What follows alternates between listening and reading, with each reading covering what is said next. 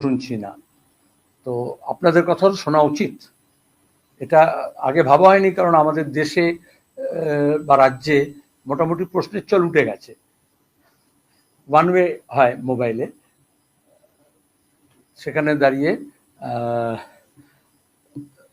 উল্টো দিক থেকে কোনো কথা শোনা যায় না। আমার মনে হয় দুটোই প্রশ্ন হওয়া উচিত, উত্তর হওয়া উচিত। 2, আমাদের গতকাল রাজ্য কমিটির বৈঠক হয়েছে। একদিনের বৈঠক গতকাল, সারাদিন আমরা আলোচনা করেছি। 1.5 মাস আগে করেছিলাম, তারপরে এই 1.5 মাস উৎসব, ছুটি, আন্দোলন, প্রতিবাদ, দ্রোহ, নানান ঘটনা এবং যে ঘটনাগুলির জন্য আমাদের রাজ্যের এখন বদনাম হচ্ছে, সেগুলো যথারীতি ধর্ষণ, গণধর্ষণ, খুন চলেছে। সাম্প্রদায়িক উত্তেজনা তৈরি করার চেষ্টা করা হয়েছে।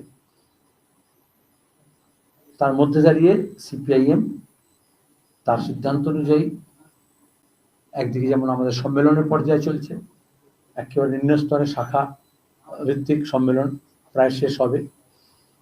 তারপরে আমাদের যেটা নির্বাচিত কমিটির প্রথম পর্যায়ের এরিয়া, সেই এরিয়া সম্মেলন শুরু হয়েছে। আগামী এই নভেম্বর এবং ডিসেম্বর জুড়ে এরিয়া কনফারেন্সগুলো হবে। তার মধ্যে জেলা সম্মেলন শুরু হবে। জেলা সম্মেলনের পরে ফেব্রুয়ারি মাসের শেষ সপ্তাহে রাজ্য সম্মেলন হবে। তারপর আপনারা জানেন মাদুরাইয়ে সর্বভারতীয় সম্মেলন হবে, পার্টি কংগ্রেস এপ্রিলের গোড়ায়। এগুলো সব আপনাদের জানা। আজকে ডানকুনিতে এখান থেকে আমাকে যেতে হবে, ও বেলা বিকেলবেলা সভা আছে গড়গাছায়। হুগলিতে যেহেতু রাজ্য সম্মেলন হচ্ছে, তার অভ্যর্থনা সমিতি গঠিত হবে। এই সম্মেলন নিয়ে যেরকম পর্যালোচনা হয়েছে, অগ্রগতি নিয়ে কথাবার্তা হয়েছে, শিডিউল অনুযায়ী যেভাবে এগোচ্ছে সেটা আশাপ্রদ, উৎসাহ এবং উদ্দীপনার মধ্যে হচ্ছে। তার সঙ্গে রাজনৈতিক যে বিভিন্ন বিষয়গুলো আমরা এই সময় প্রচারে নিয়ে আসতে চেয়েছিলাম, বিশেষত মূল্যবৃদ্ধি ভয়াবহ, সবজি, পেঁয়াজ, আলু, ডিম কোনোটাতেই হাত দেওয়া যাচ্ছে না। এবং দ্বিতীয়ত বেকারি। এখন দেখবেন যেখানে বিধানসভা নির্বাচন হচ্ছে, মহারাষ্ট্র ইত্যাদি ঝাড়খণ্ডে, বেকারি একটা বড় ইস্যু।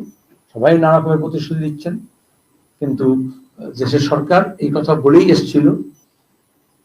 যেহেতু গত লোকসভা নির্বাচনে তারা যে জ্ঞান দিয়েছিলেন, তাতে জি ফর গরিব বলেছিলেন, ওয়াই ফর ইউথ বলেছিলেন, তারপরে তারা এ ফর অন্নদাতা বলেছিলেন, এন ফর নারী বলেছিলেন, মহিলা। অথচ এই সময় ইউথদের যে সমস্যা বেড়েছে, উত্তরপ্রদেশে দেখছেন ছাত্র, পরীক্ষার্থী, চাকরি প্রার্থী তারা মাঠে ময়দানে লড়ছে। মেইনল্যান্ড মিডিয়া দেখাচ্ছেন আলাদা কথা, কিন্তু সরকারকে বাধ্য করেছে যাতে বলপ্রয়োগ না করে, গুলি না চালায়। মানুষের স্বতঃস্ফূর্ত আন্দোলন, বিশেষত যৌবনের। আর মহারাষ্ট্র তো প্রতিশ্রুতি দিতে হচ্ছে নির্বাচনের সময় আবার। কিন্তু সবচেয়ে বেশি বেকারির হার। আমরা বলেছিলাম এই সময় বেকারি নিয়ে, মুদ্রাস্ফীতি, মূল্যবৃদ্ধির সঙ্গে সঙ্গে মানুষের আয় নিয়ে এটা প্রচার আন্দোলন এবং সম্মেলনের সময়ও প্রচারের সঙ্গে যুক্ত করা। নারী নির্যাতন, কৃষকদের সমস্যা, কৃষি সমস্যা, মজুরি, গ্রামে কাজ না পাওয়া, 100 দিনের কাজের টাকা হাফিজ করে দেওয়া, দুর্নীতি, কেন্দ্র সরকারের না দেওয়া, রাজ্য সরকারের অপদার্থতা, কাজ হচ্ছে না। এই সময় লিন পিরিয়ডে সবচেয়ে বেশি মনরেগার দরকার ছিল, কিন্তু কাজ হয়নি, কাজ বন্ধ। কেন্দ্র সরকারও খুশি, রাজ্য সরকারও খুশি, শুধু পরস্পর দোষারোপ করতে পারে। আমরা নারী নির্যাতন নিয়ে, আরজিকর কাণ্ড নিয়ে যেরকম পরপর আন্দোলন করছিলাম, গোটা দেশে পার্টির কল ছিল সমান অধিকার, নারী নির্যাতনের বিরুদ্ধে আমাদের নামতে হবে এবং লড়াই করতে হবে। আর তার পাশাপাশি বিজেপি সরকার এই সময় one vote, one nation one vote যে প্রস্তাবকে আবার নাড়াচাড়া করছিল, তার বিরুদ্ধে মানুষকে জনমত তৈরি করার জন্য আমাদের প্রচার চলছিল। কেন, কার স্বার্থে, কিভাবে এটা আমাদের গণতন্ত্র, সংসদীয় গণতন্ত্র, তার পরম্পরা, তার বিরোধী, যুক্তরাষ্ট্র কাঠামো তার বিরোধী এবং কতটা অবাস্তব, সেটা নিয়ে আমরা স্টক টেকিং করি। আমরা এই আন্দোলন যারা মনে করেছিলেন উৎসবে ফিরুন, আমরা দেখলাম উৎসবের মরশুমেও আন্দোলন সংগ্রাম জোরদার ভাবে হয়েছে।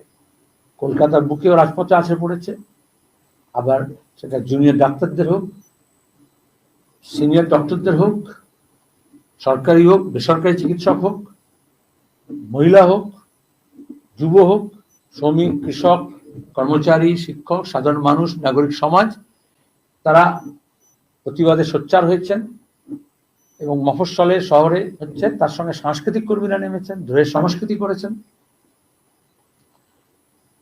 এই 90 দিন হলো, তার হলো 100 দিন হচ্ছে, তার হলো। আমরা আগামী 21 তারিখে ওই সিবিআই কে যখন হাইকোর্ট দিল তদন্তের ভার, তার 100 দিন 21শে নভেম্বর, আমরা সেদিন সিবিআই এর দপ্তর অভিযান করব, সিজিও কমপ্লেক্স। সিপিআইএম রাজ্য কমিটির সিদ্ধান্ত হয়েছে 24 পরগনা উত্তর, দক্ষিণ, কলকাতা, হাওড়া, হুগলি লাগোয়া অঞ্চল, নদিয়া লাগোয়া অঞ্চল, শহরাঞ্চল এবং যেখান থেকে যোগাযোগ আছে তারা আসবেন। জবাবদিহি চাই আমরা। তার সঙ্গে আরো কোঅর্ডিনেটেড ওয়েতে কিভাবে আন্দোলন হয়, মেডিকেল কলেজের থ্রেড কালচারের বিরুদ্ধে, ছাত্রদের স্বার্থে, শিক্ষার স্বার্থে, মেডিকেল শিক্ষার স্বার্থে, তেমনি একইভাবে অন্যান্য বিশ্ববিদ্যালয়ের পেশা শিক্ষায় যে থ্রেড কালচার এবং সেখানে পড়াশোনার পাঠ তুলে দিয়ে টাকা পয়সার বিনিময়ে এই ডিগ্রি বিক্রি করা, পাশ করানো, ফেল করানো, ফেল করিয়ে পাশ করানো, ভর্তি থেকে শুরু হয়েছিল, তার থেকে এখন সর্বত্র এটা সর্বগামী হয়েছে। সেখানে ছাত্রদের আরো ঐক্যবদ্ধভাবে বামপন্থীরা সবাই যাতে একাট্টা হয়ে এই থ্রেড কালচারের বিরুদ্ধে লড়ে। এবং জুনিয়র ডাক্তারদের ক্ষেত্রে আমরা দেখলাম পাল্টা সংগঠন বাড়িয়ে একটা থ্রেড কালচারকে যারা যুক্ত ছিল তাদেরকে সামনে রেখে নতুন করে আবার থ্রেড শুরু হয়েছে। সেখানে জুনিয়র ডাক্তারদের যে আন্দোলন, তার প্রতি আমরা সবসময় সহমর্মিতা এবং সংহতি জানিয়েছি, অংশীদার ছিলাম।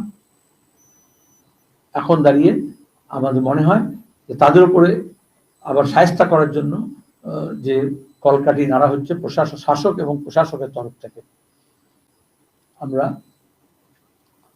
তার বিরুদ্ধে যেমন সোচ্চার হব, তেমনি আরো সুসংগতভাবে ঐক্যবদ্ধভাবে এই থ্রেড কালচারের বিরুদ্ধে এবং ওদের জীবন জীবিকা, নিরাপত্তা, তার সঙ্গে পেশাগত যে সমস্ত দাবি দেওয়া আছে, এবং মূলত আরজি করে যে নির্যাতন, যে খুন, যে ধর্ষণ এবং তাকে সাক্ষী সাবুত লোপাট করার যে চেষ্টা, মিথ্যাচার করা, ঠকবাজি করা, দুর্নীতি দুষ্কৃতি চক্রকে চালিয়ে যাওয়ার জন্য তার বিরুদ্ধে যে লড়াই, সেই লড়াইয়ে যাতে আরো সুসংবদ্ধ হয় সেই প্রয়াস আমরা চালাবো, চেষ্টা করছি এবং আশাবাদী আমরা।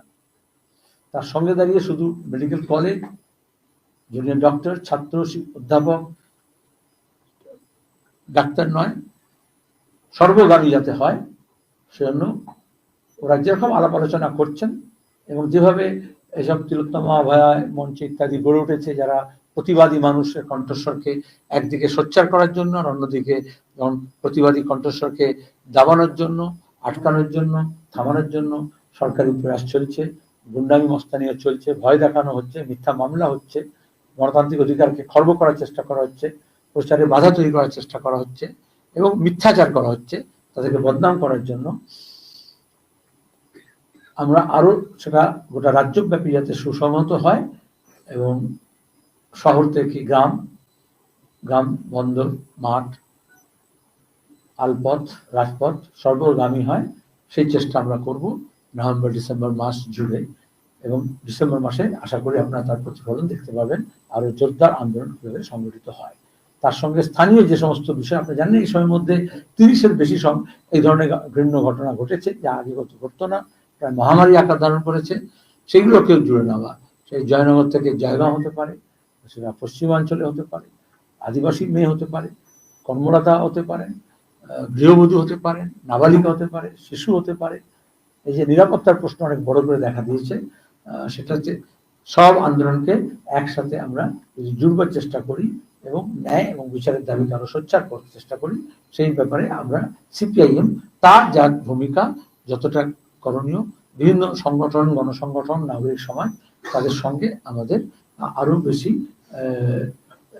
সম্পৃক্ত হতে হবে।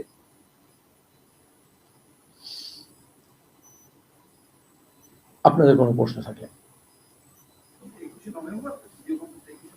21শে নভেম্বর এই জন্যই 100 দিন, আর বাংলার ইতিহাসে আন্দোলন সংগ্রামের যৌথ আন্দোলনে এই যে বিভাজনের কথা বলা হয়, হিন্দু মুসলমান ভাগ করা হয়, তার বিরুদ্ধে 21শে নভেম্বর একটা স্বর্ণের দিন। 70 বছর আগে, তার 70 বছর হচ্ছে এবারে 1945 সালে আজাদ হিন্দ ফৌজের সেনানীদের যখন গ্রেপ্তার করেছিল ইংরেজ, স্বাধীনতা আন্দোলনের অংশ হিসেবে এই কলকাতা উত্তাল হয়েছিল, বাংলা উত্তাল হয়েছিল, গোটা দেশব্যাপী উত্তাল হয়েছিল। লাল কিলে সে আই আওয়াজ, সাইকেল দিল শাহনওয়াজ, সাইকেল দিল শাহনওয়াজ। আজকে তাদের উত্তরাধিকারীকে সেটাকে ভাগ করছে যারা। এবং সেখানে প্রথম স্বাধীনতা আন্দোলনে বাংলার বুকে প্রথম পুলিশের গুলিতে শহীদ হন রামেশ্বর ব্যানার্জি এবং আব্দুল সালাম। ছাত্র যুব নেতা, স্বাধীনতা আন্দোলনে অংশগ্রহণকারী ছিলেন রামেশ্বর ব্যানার্জি, আর তার সঙ্গে জওয়ান নজওয়ান শ্রমিক আব্দুল সালাম।